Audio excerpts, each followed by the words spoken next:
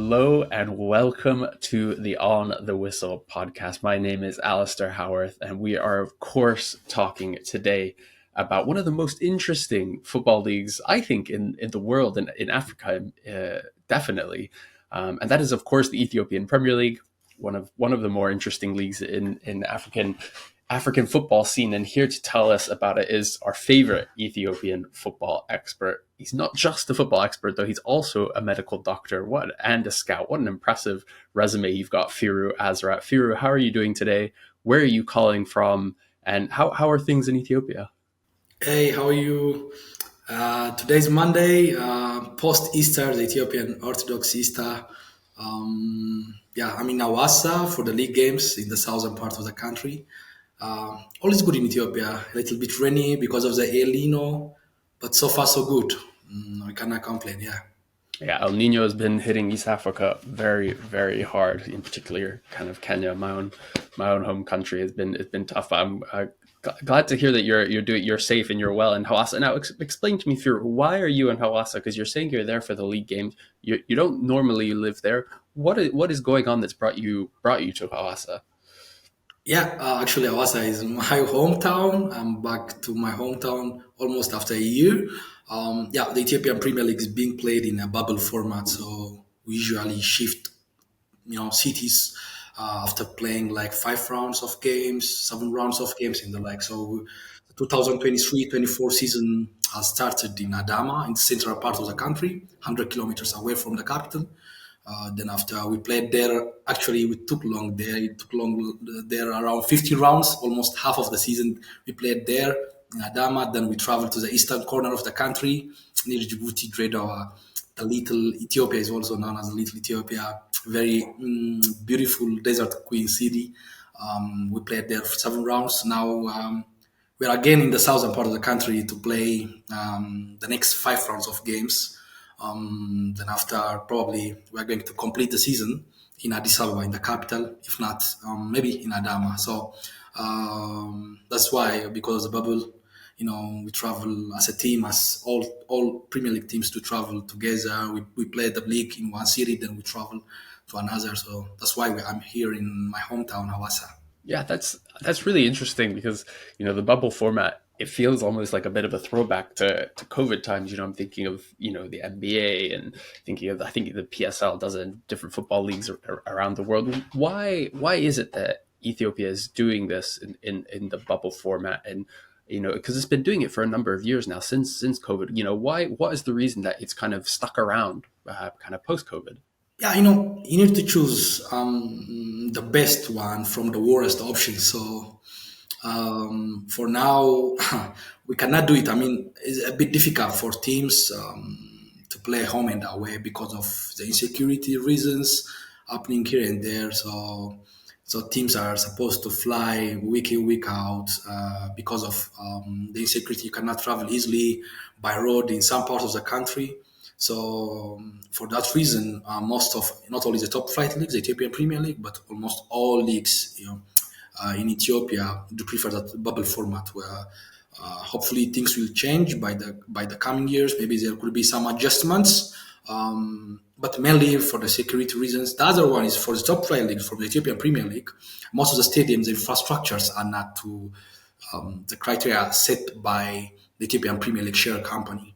So for the league, most of them do not, go hand in hand with those criteria. So the home stadiums for the teams are not going hand in hand, even if there is quite a good work, especially with CAF club licensing protocols, especially in the last 1 year.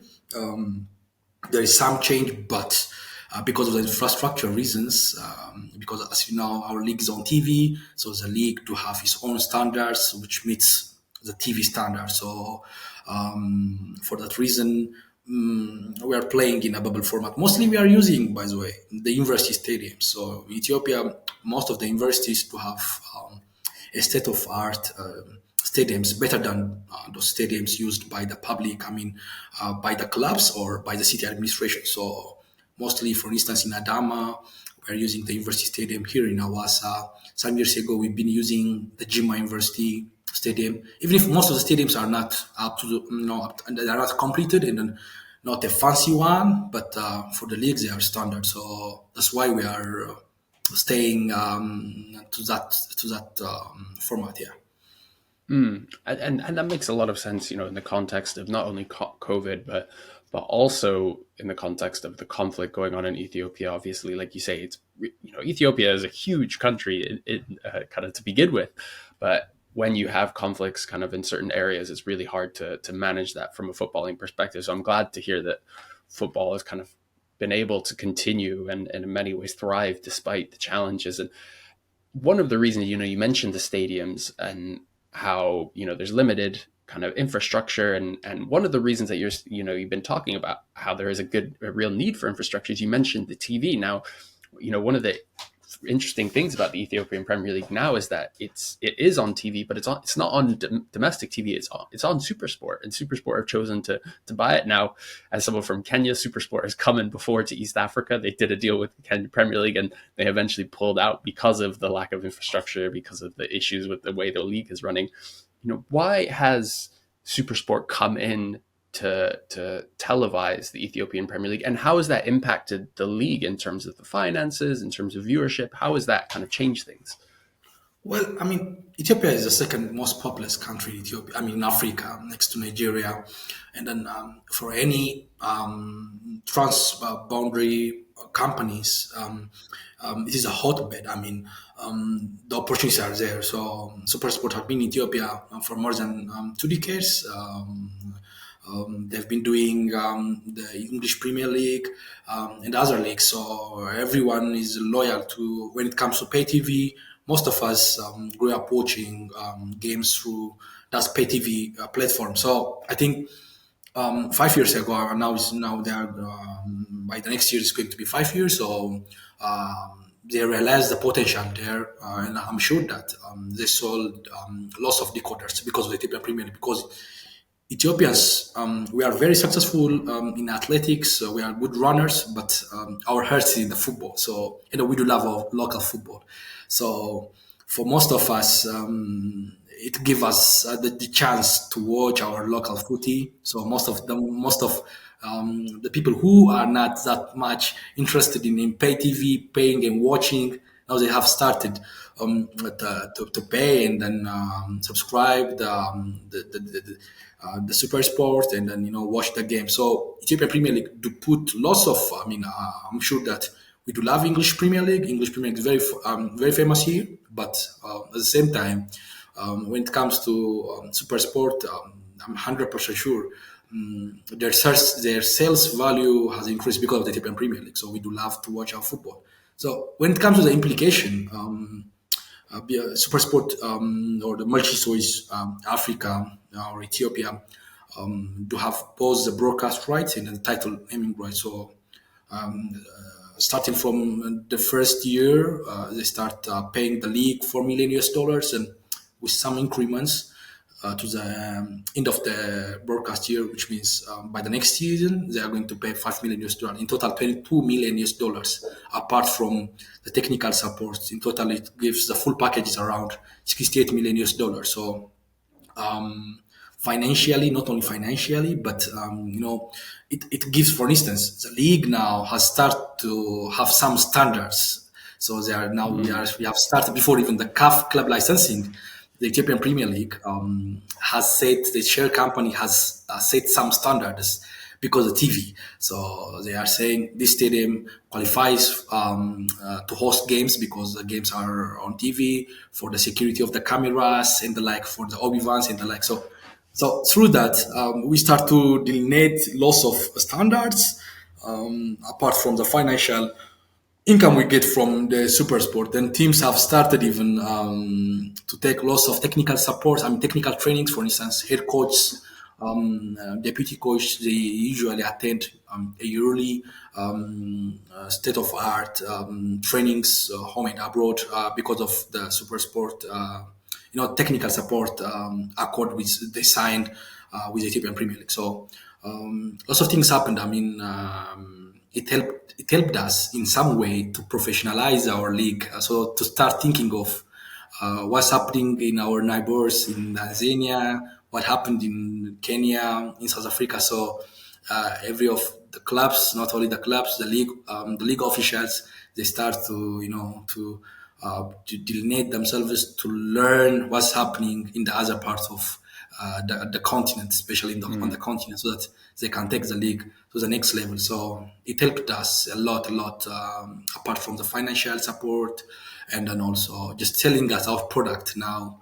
Yeah. Even not only that, sometimes some years ago, cities do compete to host the Premier League because of the SuperSport. Because when the Mm. SuperSport comes, it showcases their city. What do they have? So they can easily showcase what they have to the continent, to 44 African countries. So Mm. the implication is bigger, more than the financial gain. Yeah, and I love that how we see that improvement in the other aspects beyond the financials when you bring in these big TV companies. I think my experience of recently being in Tanzania, it's the exact same there. Obviously, it's not SuperSport, it's Azam TV, but that there's been so much improvement in the Tanzanian Premier League, not just from a financial perspective, but in terms of that professionalization, the improved infrastructure in stadiums. Even simple things like refereeing standards improve, Yeah. and you see a lot less corruption because everything is a bit more transparent. You can see everything, you can watch everything. And so, but whereas I think it's interesting from an Ethiopian perspective where, you know, maybe that national TV, product doesn't make as much sense. Whereas a from SuperSport's perspective, it makes a lot of sense. But also from Ethiopian Premier League's perspective, it makes a lot of sense to partner with SuperSport. Like you say, SuperSport's had a huge presence in Ethiopia for a very long time. But also, I love it from the fact that, like you said, now suddenly the Ethiopian Premier League is available to watch around the rest of the continent. Now, you know, if you're from South Africa, you're not necessarily thinking, okay, I need to be watching, Faisal Kanema or whoever this weekend. But suddenly it's an option, and suddenly there's a bit more interest. And particularly for a country like Ethiopia, where it's so big, you mentioned the second most populous country in Africa, one of the biggest, countries in the world in terms of population. But it's so kind of inward looking in many ways, such a proud country of its heritage, and even using its own script and things like that. So sometimes from an outsider's perspective, it's really hard to break into the Ethiopian football scene or culture. And so I love that kind of super sport, and that deal is making that possible. And one of the other things you did mention is the financials. Now, you shared with me this claim that the Ethiopian Premier League has made recently, that it is the third highest paying league in terms of wages on the continent. And to me, that kind of blows my mind, because you have these leagues that have so much money in like the PSL, like the Egyptian Premier League, and ones that are kind of growing more. The Moroccan Botola Pro is having more and more money put into it. The Tanzanian Premier League, we talked a little bit about. But and then when you look at transfers, though, the Ethiopian Premier League isn't there at all in terms of transfer spending, and that's why I think it's a bit surprising, because you think of transfers, you're thinking these North African clubs and the Premier Soccer League in Tanzania. How is this possible, that the Ethiopian Premier League is a league where people are, not just from the biggest clubs like St. George, but all the way through the league, people are being paid well, people are being paid on time, people are being paid regularly. We're not seeing a lot of the issues that we see in a lot of the rest of the continent. How is this possible? Yeah. Yeah. I mean, it's one of the highest paying league. It's been like that quite a while, like 7, 8 years. There is an increment in salary. Um, for me, I'm by the side of the players. I'm so happy for them to earn, good money. They deserve that. Mostly, but the reason behind is mostly almost 90% of the clubs are owned by the government. I mean, by the city administration. Mm-hmm. So for out of the 16 Premier League teams, 14 of them are funded by their city administration. So they represent some city councils, some city administrations. So that city administration or zonal administration will give them that fund. So they funded them. So let's forget what's happening under the table and something like that. But most of the budgets that's allocated for the clubs goes to the salary.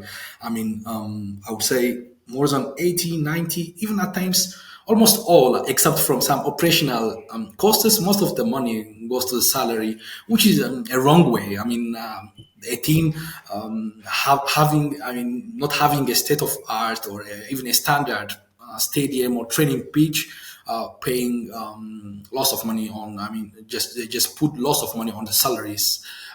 When you compare it, what's happening in Tanzania, Uganda, or else in Kenya, even in and the neighboring countries, the teams do pay lesser amount of money on the salary, but when it comes to infrastructure, professionalizing their league, I mean their club, it could be by the professionals, by different aspects.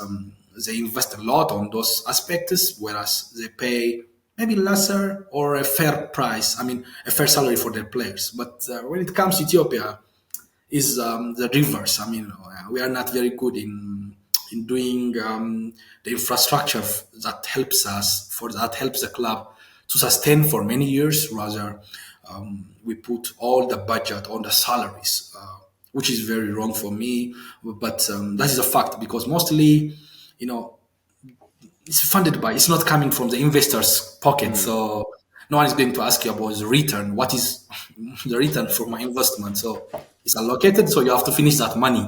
mm, So they are more of they are worried about maybe the audits, something like that, whether it goes in the right way when the external auditor comes in. Something they are more of worried about that, but they are not that much worried about where they put the money, whether it goes to the pockets, whether they are doing it on the infrastructure or the club, development and the like. So that's a fact. But mostly, I would say because of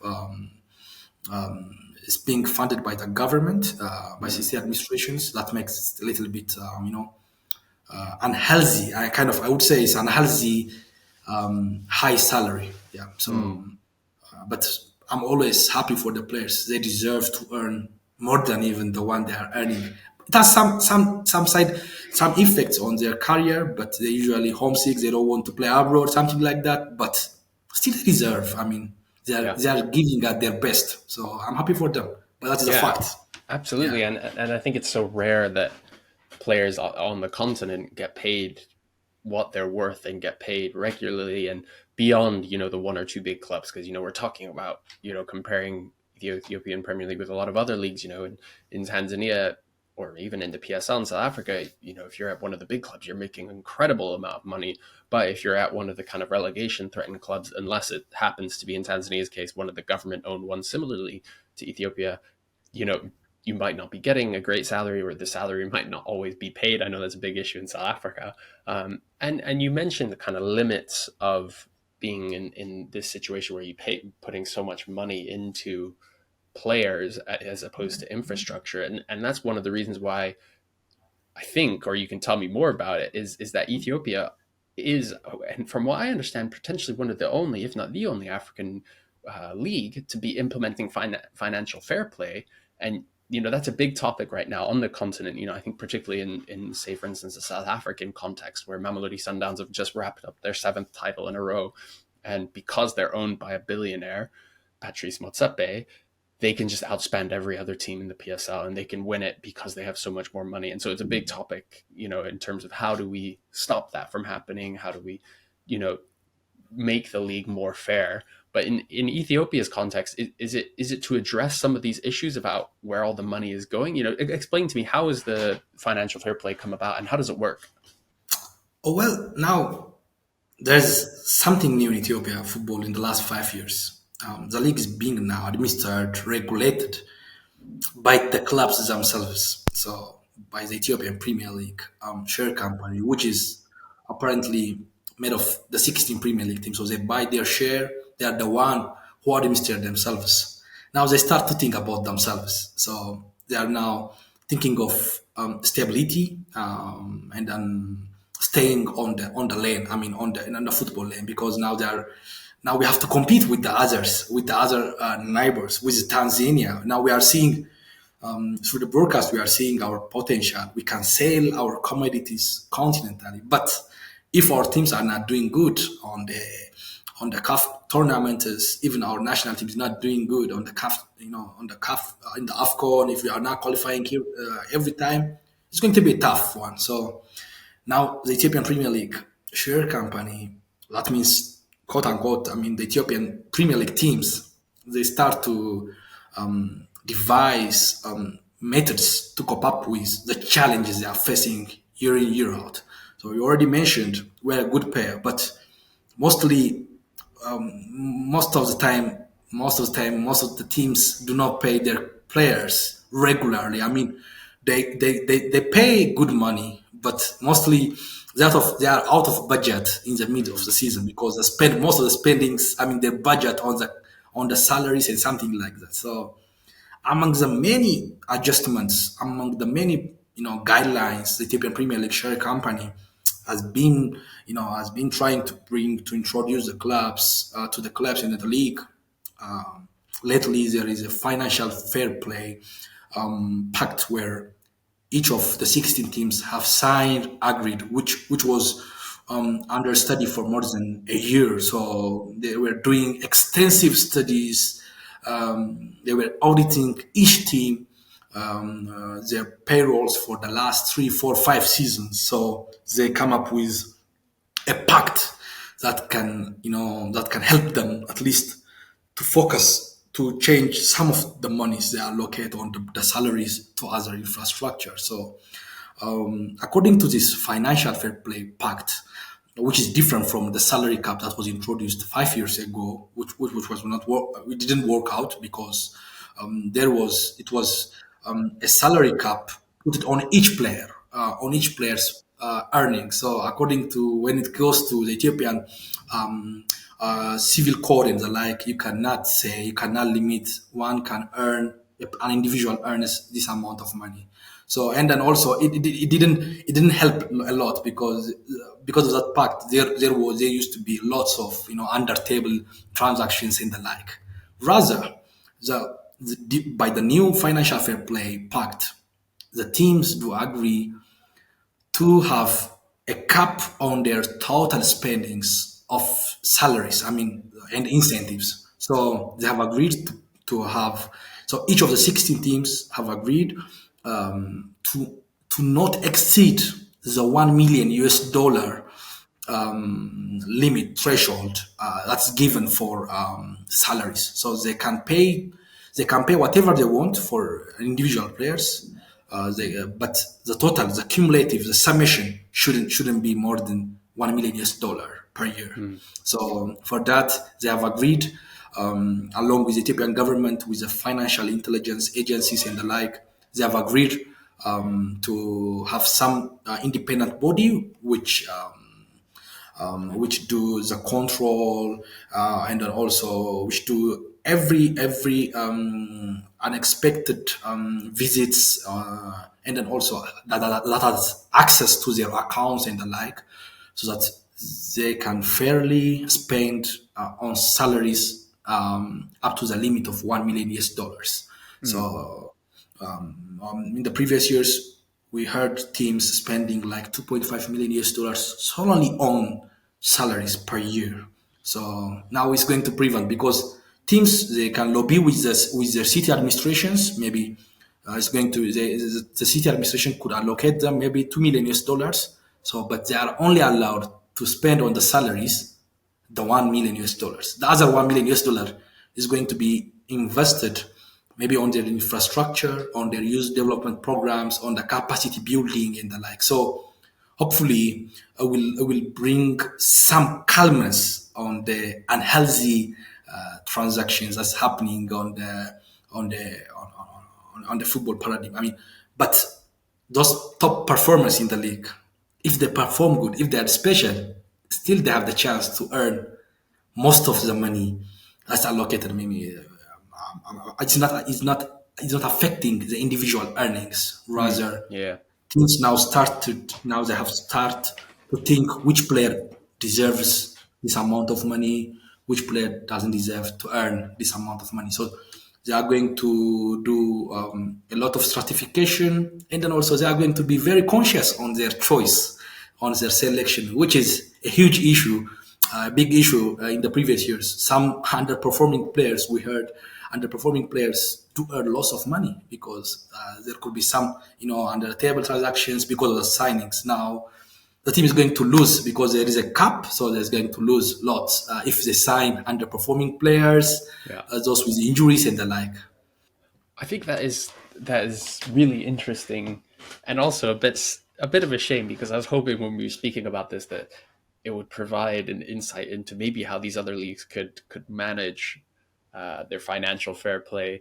Whereas to me, it seems like something that works really well in the Ethiopian context, right? Because, like you say, if the clubs already have allocated $2 million or whatever it is, and they can only spend 1 million on the players, they have to find other places to spend that money. They have to invest in infrastructure, maybe in youth teams, blah blah blah, whatever it is. But I think, unfortunately, that wouldn't really work in a lot of other contexts. I think, for instance, thinking about the South African league, if clubs were told, oh, you can only spend $1 million, dollar per year on players, they would keep the other 2 million or whatever. They wouldn't spend it. Whereas in Ethiopia, because they're government-owned clubs, they have to spend it, so they want to spend it. And I also think it's unique because no other league, I think, in the world would the big teams want to do that. I think, again, in the South African context, no way in the world would Mamelodi Sundowns agree to having a spending cap that's the same as Morocco Swallows or whoever it is. And so I think it's really great, and I think it seems to be a really kind of unique positive solution for the Ethiopian Premier League, and I hope that it's starts to see fruition. But I don't think it's something that would necessarily work in another context, which is a bit of a shame. Now, I wanted to ask you about one of the clubs that isn't one of the government-owned clubs. 14 of 16 are, but one of them is St. George's, which is obviously the biggest club in Ethiopian football. A giant of Ethiopian football, one of the biggest clubs in Africa in terms of supporters. But again, being in the Ethiopian context, perhaps not one that gets as much kind of significant attention from outside the country. Club that's been there for almost 90 years, played a huge role in kind of colonizing and the nationalistic movement, and has been so popular. But they've kind of been running into a lot of issues recently. And tell me what's been going on with St. George's. What's behind some of the struggles that we're seeing at the club? Well, St. George is the biggest team in Ethiopian football. I mean, they're the pioneers. They paved the way in many aspects for Ethiopian football. You named it, from the nationalism fight against the fascist Italy invaders in 1930s, to the phases where different regimes coming. I mean, they've been in the front line. They've been fighting, and then they're the one who introduced. I mean, who are trying to introduce something new, especially with the club ownership. I mean, sharing. I mean, selling their shares to the fans, and the like, even if it was not a fruitful one. So, still, the struggle right now is part. I would say is part of seeking a new thing, part of a different paradigm, a paradigm shift from what's happening in Ethiopian football. So they are facing the financial struggles because they are doing it in a different way than other Ethiopian teams. Most of the other teams are relying on the government fund, whereas they are trying to find out financial, input from other stakes, and then also transferring the ownership to their funds. So it's part of the challenge. I mean, it's not going to be an easy one for them. I would say currently they're in a deep financial problem because of one of their lifelong, I mean, their long-time friend, the Ethiopian Saudi billionaire Alamudi, have been in some contention with the club board member, so with the board chairman and the like. So he stopped putting all the money he put on the club through his companies to support the club. So stop that. So there is now something happening there because of they are now losing a majority of their support, financial support from this guy, from the billionaire. But there is still an ongoing process where they're trying to sort out the issue. So I don't want to further comment on the details because it's going to be a speculation at times. So they are keeping it. They don't have a good culture, keeping it everything in their home, trying to sort out the problems by themselves, and then still in the last two seasons, St. George was a back-to-back winner, even if they lost this season. They lost most of their big players to other teams. They are still doing good. I mean, they've been in the title contention. Still, they are in the title contention, even if they are losing the last 5 games. I mean, they are not winning in the last 5 games, but they are still doing. So for me, it's part of the challenge where they are about to introduce new things. So it's happening everywhere in Ethiopian football. Mostly, their case is kind of different because of their style of, I mean, based on their leadership style, the way they get the fans and the like. But still, I believe that St. George had been um, they do have that warrior spirit, and that I'm surely confident on them that they are going to come out of those struggles, find a solution for the internal leadership problem and the like, and then come back to the football, the typical football arena because they've been doing good, and then surely they are going to do it in the coming years. They are going to come to back to their high days. So I believe that mostly a good case scenario for other teams, especially for other Ethiopian teams Mm. who are now planning to transition from being government funded to the other part. I mean, like independent, to be independent. So, like Yeah. getting funds from other entities and the like. So, it's going to be a good case scenario for them. So, clubs should work on finding ways so that they can stay on the competition, even if they do have some challenge. So, financial stability, leadership stability is going to be a good case scenario. But I'm 100% sure we are going to see St. George back on the top flight league again. Yeah, I mean Mm. on the high days again. Yeah. And to clarify, so St. George's, they've been owned for a long time by Al Amoudi, like you said, the Ethiopian Saudi billionaire.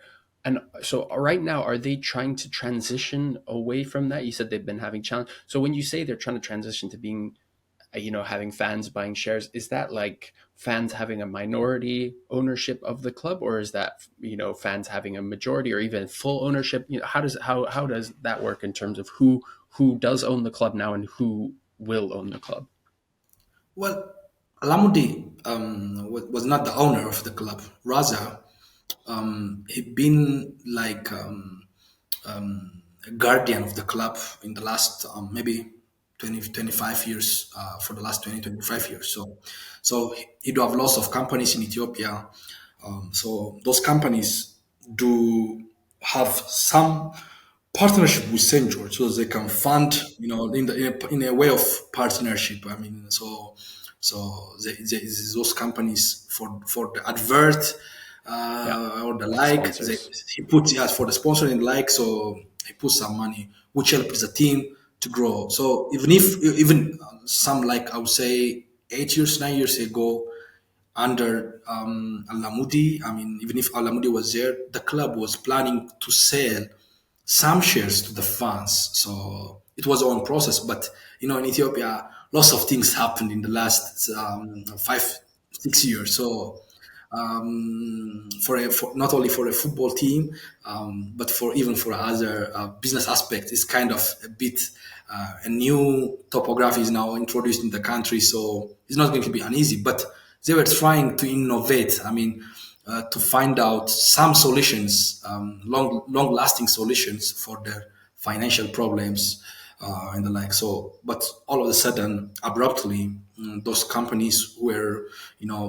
giving some money because of the sponsorship deals and something like that. When they pull out, there is some there is some problem, financial problem at the St. George, but they are still trying. They are now bringing new sponsors.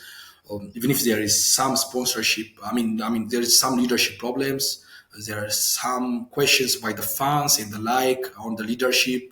The fans have been asking for a new election, board election, something like that. But that is the club inside matter. But still they are trying. So Alamudi has not been their owner, but he's been a lifelong supporter for them. He's their guardian. He's been doing a lot for them. So It's better to take like that. Hopefully, they're going to introduce the fans share. I think selling some shares to the fans and the like, maybe in the coming years, so that Mm. they can settle on the football with their all achievements. Yeah, Fear. I kind of want to end by saying, we've talked a lot about how unique and interesting the Ethiopian Premier League is from the rest of the continent. That the fact that you have all these government-owned clubs and you've got financial fair play and the kind of we're looking to move towards sustainable future for the clubs and in a financial world where the clubs are able to support themselves. Maybe some of them want to go private from the government, whatever. And I think it's really interesting because of, I think, particularly the financial fair play and the government ownership and things like that. It makes the league super competitive in many ways that we don't see in a lot of African leagues. And you say St. George has won the last couple of leagues. They have, and they've been successful. But if you look over the last 5, 6, 7 seasons, we've seen like four or five different winners, and I think that's really makes the Ethiopian Premier League one of the most competitive and interesting on the continent. But I guess my question is we're hearing all this great stuff, and we feel like we're moving in the right direction. Both the finances and everything, and the Ethiopian Premier League does attract a lot of foreigners. A lot of people coming from West Africa, from Ghana, Nigeria, and all over the continent come to play in the Ethiopian Premier League because of the good wages and things like that. And I guess this is a two-part question: you know, is the league heading in the right direction? You think? Do you think Ethiopian football is strengthening and growing? And B, when we see the relative competitiveness and strength of the league, why aren't we seeing St. George's? Why aren't we seeing Vassal Kanema? Why aren't we seeing Ethiopian clubs doing well in CAF competition? Why aren't we seeing them doing well in the Champions League or at least the Confederation Cup? Yeah, good question. I mean, I usually say, even on my tweets, Ethiopian Premier League is the best in Central, East and Central Africa. And deep down, currently, the Tanzanians are doing good. But when it comes to the potential, I believe that we do have the potential not only to be the best league in East Africa, but the best league in Africa. I mean, when it comes to the football culture, the love we have to our local footy, even at times, I usually smile when I see that in all difficulties that we are going through as a country, as a nation, we are having a year-long league without any interruption. You need sometimes some kind of miracle to sustain in such circumstances. Now things are getting better, even if it takes time. Most of the things that are happening are not under the control of those football officials, so it's beyond their capability. Which one way or another is that it will surely affect the football. For instance, you can remember the war in the Tigray region where we used to have three teams from that region. They just pulled out. They cannot compete in that time, even if after 5 years. Now we are having back, starting from the next season, they are going to come back again, compete on the top flight league. So by the next year, we are going to have 19 teams in the top flight league. So this thing surely affects the quality of our football, but it's beyond our control. But are we doing good? Yes, we are doing good. Are we on the right track? Yes, we are on the right track. Even we are seeing the implication not only on the top flight league, but on the lower, on the lower divisions, not only on the men's football, but on the women's football. Now we are doing our homeworks. We are going to come and compete on the continental stage after we are done with our homeworks.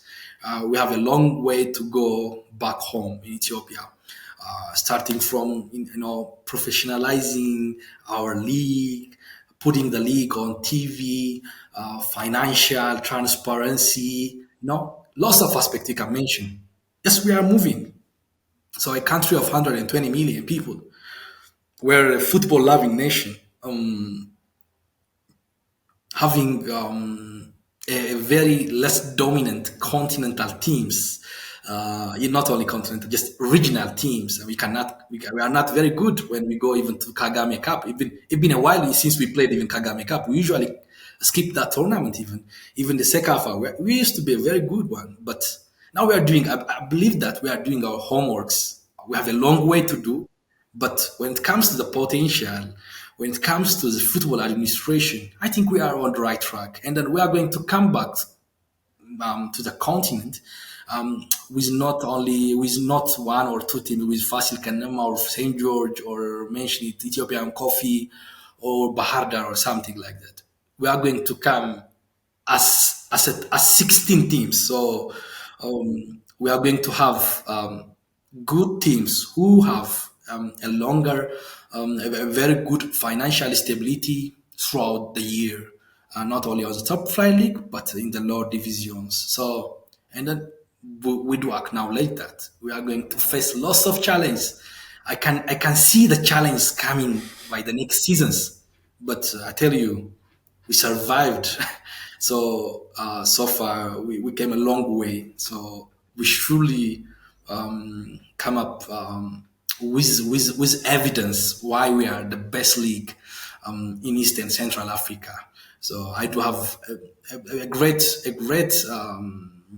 I do want to acknowledge the Tanzanian league for their format, for their energies. We are learning a lot from them.